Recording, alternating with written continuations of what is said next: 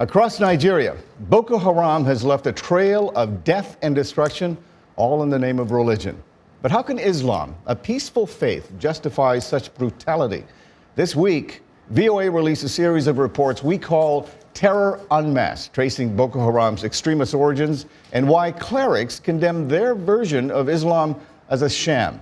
Here's an abbreviated look at one episode of a four-part series on the face of terror. We warn you that parts of this report may be difficult to watch. In Madala, they bombed a Catholic church on Christmas Day. In Kano, a suicide attack killed 120 worshippers praying at a mosque. Then in 2014, an act that brought global condemnation, kidnapping 276 girls from a Chibok school, most of whom remain captive.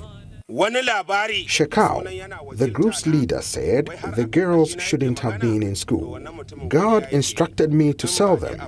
They are his properties and I will carry out his instructions. Ibrahim Muhammad Duguri, a leading scholar of Sunni Islam in Abuja, says such acts are absolutely forbidden. Ba za a kashe tsofaffi ba, ba za a kashe yara ba, ba za a kashe mata ba, ba za a sare itatuwa ba masu amfani. But the Boko Haram videos obtained by VOA show them flogging a boy, executing an old disabled man, and chopping off hands during tribunals, all in the name of Allah. And for more on this chilling and hard-hitting portrait of evil, we are joined by one of the journalists who made this series possible.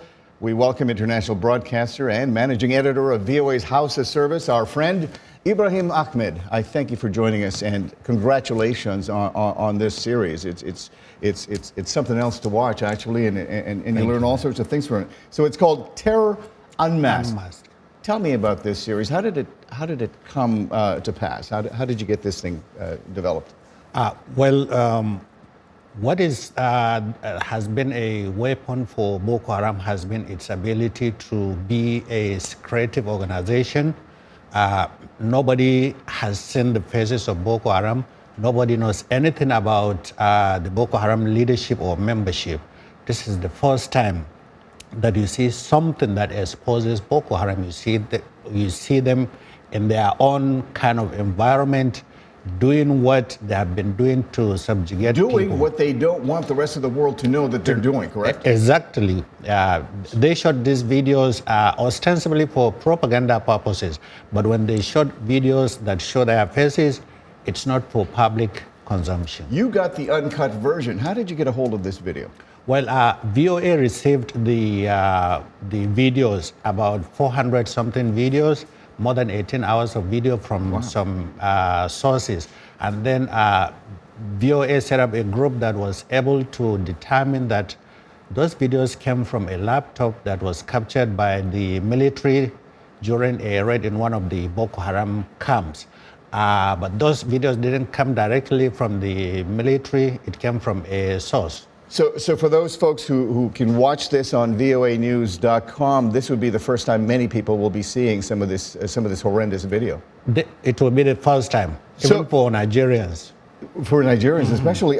So tell me a little bit about, you managed to separate all this 18 hours of video into four essentially episodes. The first one is called Ruling by Fear, showing the tactics that Boko Haram uses to wield control over a population. So how does the group maintain loyalty and fealty to their cause? They maintain it through fear, and we saw it in that first episode. They'll call all the people in a particular town or a village. Everybody has to come, whether a small kid or a big person, everybody has to come to watch this trial where they execute and beat people, where they punish them.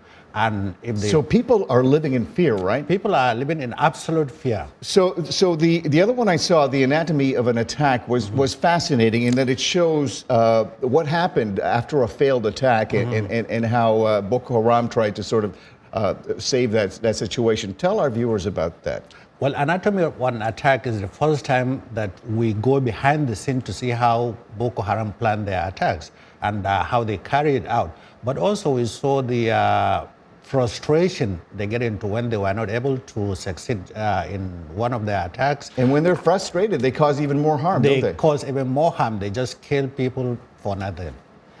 Ibrahim, by exposing some of these tactics that Boko Haram has used, what do you hope to accomplish?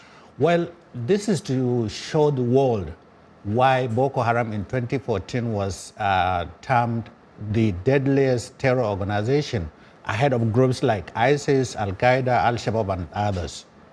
They're just one, and they seem to be expanding. And I guess what is needed would be sort of more reports, such as yours, Terror Unmasked, to sort of expose some of these tactics. Now, the first time many of us heard about Boko Haram was about 3 years ago, when we heard about the 267 girls who were kidnapped from Chibok. From Chibok. What has happened to those 267 girls? I understand some of them have been released, but what about the bulk of them? Are they? The majority of them are still in Boko Haram captivity. We don't know how many are still alive, but most of them are still under Boko Haram control. And the Chibok girl gained worldwide. It gained a lot of attention. Even the First Lady of the United States was putting memes up. Bring back our girls. But this is only one of thousands or hundreds of instances where Boko Haram kidnap people.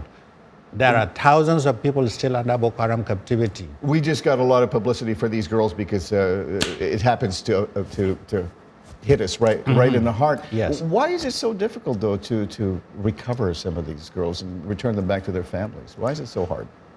It is because Boko Haram has been so creative, and because of the area where they are operating, the Nigerian military had some issues initially, although now they are getting the upper hand on Boko Haram.